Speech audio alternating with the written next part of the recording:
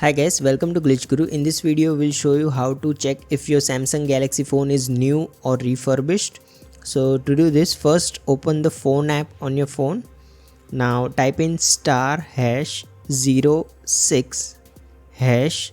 You should see this IMEI number. Take a note of these two IMEI numbers. If it's a single SIM phone, you will only see one IMEI number. You can also capture a screenshot of this. Now go to the settings app. Scroll down and tap on About Phone. Here you will also see the IMEI 1 and IMEI 2. Make sure the IMEI number you see in the settings app and the one that you saw in the phone app match.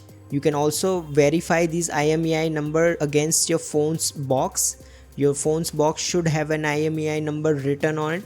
If these numbers don't match, it means that your phone is refurbished.